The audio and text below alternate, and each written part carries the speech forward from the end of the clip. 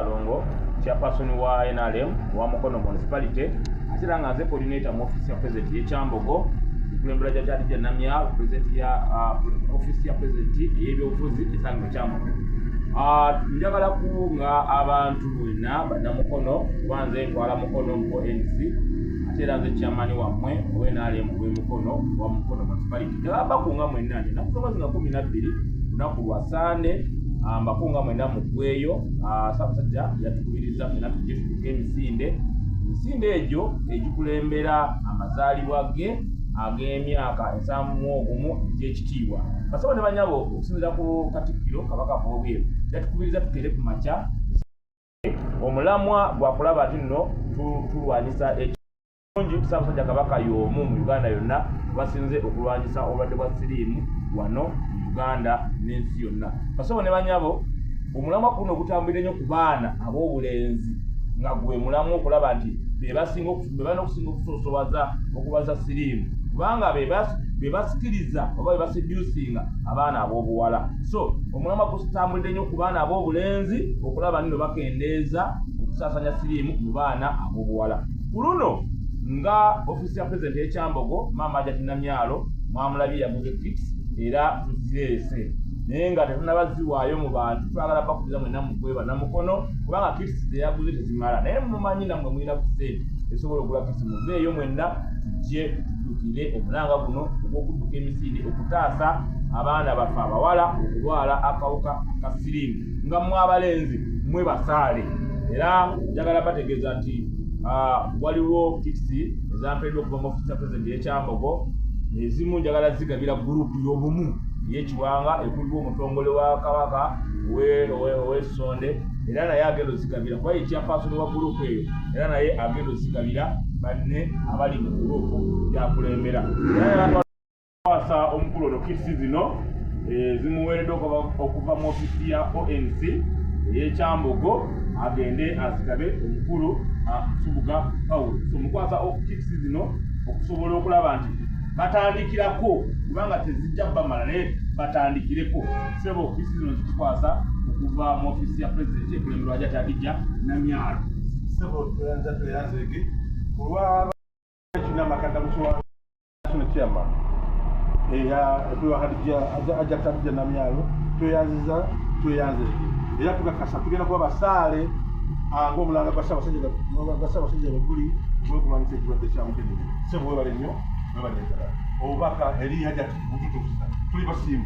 Amiina. So mukulu ono w'obumu akulemberwa gurupu eyo mukulu Nsubuga Paulo ate nga mutongole wali Essonde nkwasisa kits zino agenda azigabire bammemba basobole okulaba nti nabo benyigira mu misinde gino. Tukimanyi zinza okuba nti naye bajja kwongerezaako kuba balina kibiina kya nawulira kyabagagga nange ate mwendi era kibiina ky'abanene bajja kusobola okulaba nino bongera okwongerezaako benyigire mu nteekateeka.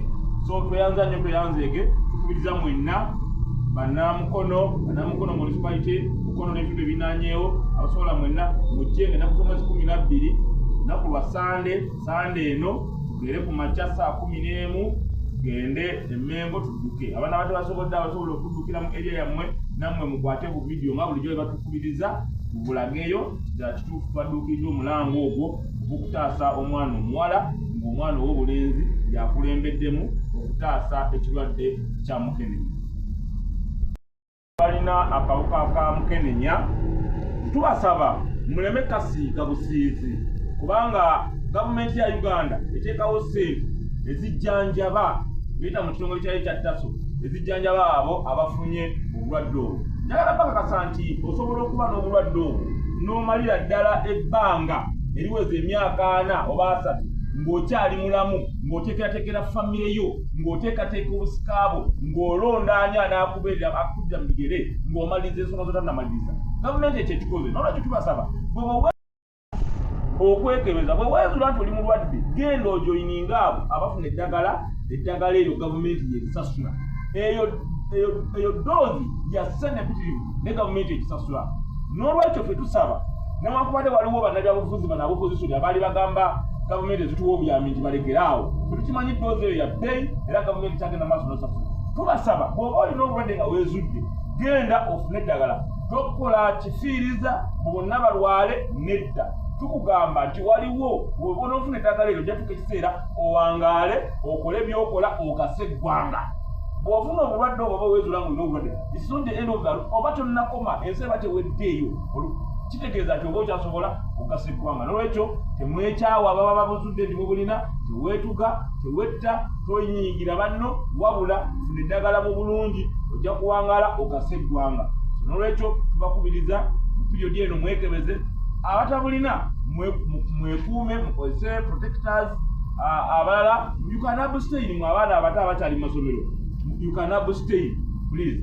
N'olwekyo banaye tubasaba akawuka kano tusobola okukalwanyisa ffenna okutuuka 2030 and beyond tekabeera nga mu Uganda tekakyalimu hapine. Engonzi omutongole wa beene era sijja kwawukanako nange nga bakama baffe bwe bazze bakunga eri abantu, era mbasaba busabi bannange muveeyo bwenna, muveeyo mu bungi, tuwulire omulanga gwa Ssaabasajja Kabaka ng'ennaku z'omwezi 12 ffenna awatali kwekunamu, awatali kwesosola, tuli bantu ba beene, mujje tulwanyise akawuka ka Ssekanyonyi.